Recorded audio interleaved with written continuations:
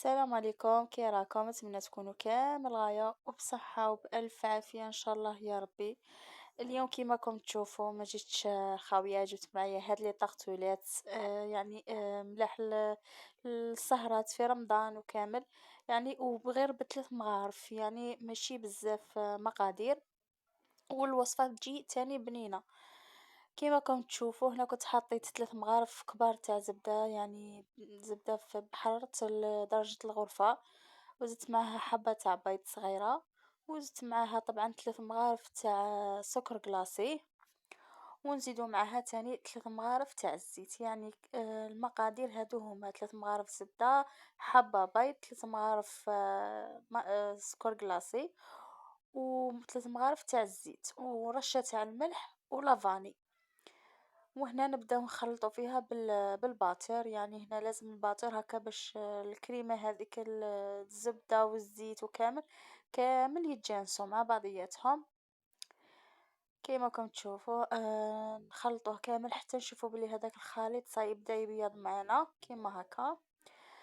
ومن بعد نبداو نليمو بالفارينة. هنايا ما نديروش لاليفير، نديرو غير الفارينة، ونبدو نلمو في العجينة تاعنا.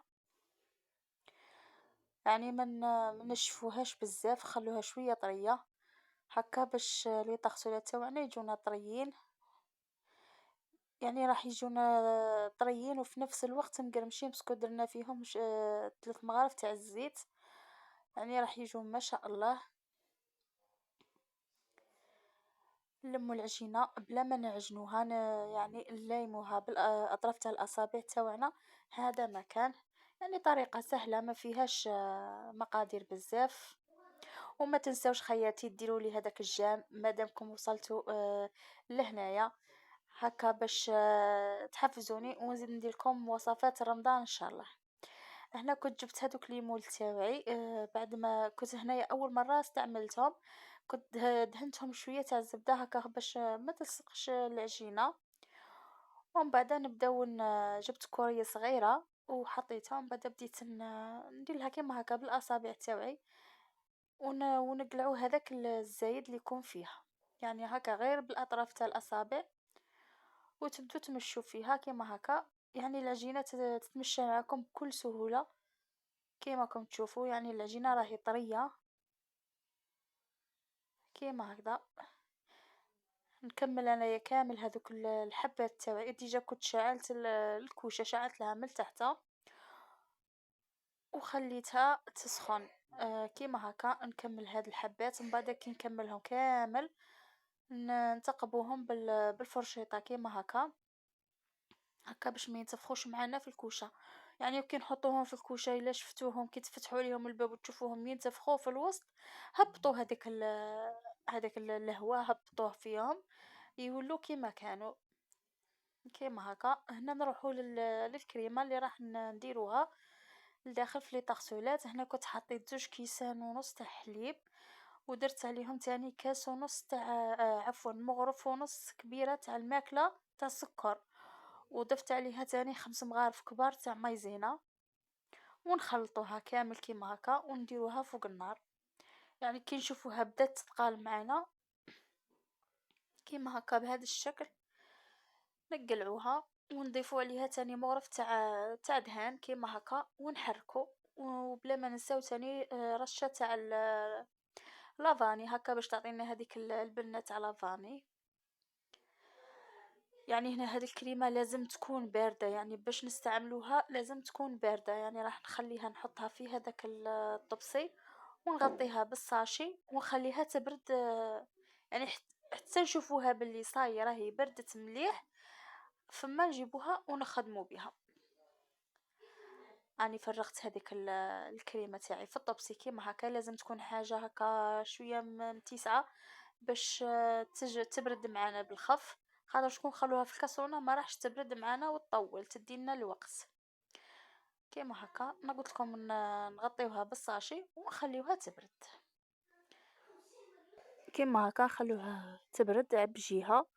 ومن بعد هنا بعد ما بردت معايا وكامل كيما راكم تشوفوا كيفاه جمدت، نفرخها في هذيك في حاجة هكا تكون شوية كبيرة، كيما هاكا نفرغها كامل يعني تهود معاكم بكل سهولة ما راحش تلصق ولا.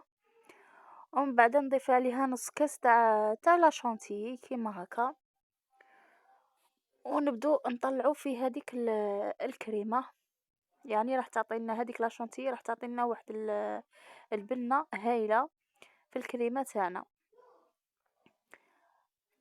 كيما هاكا نبدو نخلطو فيها حتى نشوفوها بلي بدات تقال معانا شوية، يعني راح تفاعل هذيك لا شونتيي مع هذيك الكريمة اللي درناها. كيما هاكا نخلطوها مليح بالباتر. يعني راهي طريقة سهلة ماشي صعيبة بزاف ولا. كيما نعرفوا بلي هاد لي طاغتولات يتمشاو لنا بزاف في رمضان، للسهرات وكامل ولا يجوا ضياف ولا حاجة، ثم يكونوا يجوا ما شاء الله. والوصفة تاني ماهيش معقدة بزاف ولا. ما تنساوش تجربوها وتعطوني رايكم في التعليقات. كيما قلت لكم، ما تنساوليش تاني لي جيم، يعني كل ما تفرجوا فيديو ديروا لي جيم. هذه هي، وما تنساوش تاني لابوني في القناة هكا باش يوصلكم كاع جديد. كيما راكم تشوفوا هنا لي طاغتولات بعد ما حمرتهم في الكوشه، يعني طيبتهم شويه بيان دوغي، هكا باش يجوا مقرمشين معانا. انا ما نبغيهمش طرايه بزاف. ونشكلوا هذيك الكريمه هذيك بعد ما درتها في لابوش كيما هكا. نبداو نديرو هاد الوردات، يعني نبداو من الوسط ونجو خارجين كيما هكا.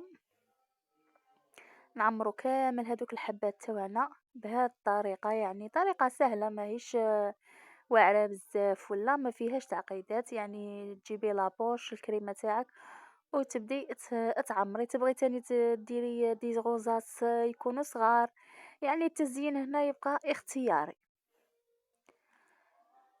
كيما هكا. هذا هو الشكل اللي تحصلت عليه. يعني تاني هذيك الكريمه تقدري تاني، كنت ما قلت لكمش تقدري تاني ديري لها كاش لاغوم هكا يكون عندك. كيما تقدري تخليها هكا بيضه هكا باش تكسري هذيك الالوان. هنا كنت جبت حبات تاع الفريزه كنت غسلتهم وقسمت الحبه على 2 ودرت لهم لا جولي كيما هكا. ونفتحوا هذيك نص الحبه هذيك تاع الفريزه كيما هكا بهذه الطريقه، ونحطوها كتزيين. هنا تزيين اختياري، تقدري تزينيها بواش عندك، يعني تقدري تخليها كيما راهي كيما هكا. يعني التزيين يكون اختياري. انا اللي كان عندي كنت زينت به، يعني ماشي لازم تديري حاجه قاع ما كاش عندك.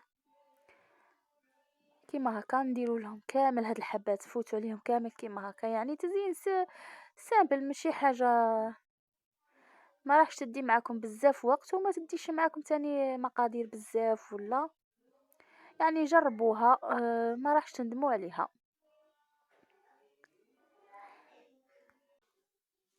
كيما هكا نكمل كامل الحبات تاوعي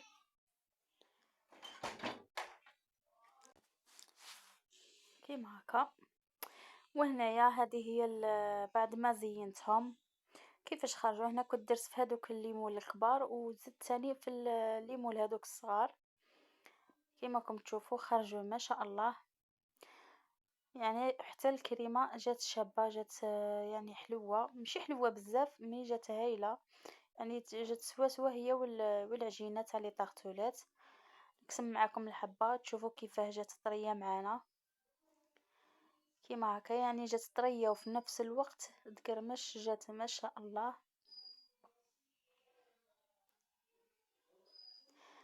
هذه هي خياتي. ما تنساوش كيما قلت لكم ديروا لي ابوني، ديروا لي جيم لا فيديو، بارطاجوا الفيديو تاعي مع احبابكم مع داركم هكا باش دائما يوصلكم جديد نتاعي ان شاء الله يا ربي. شكرا.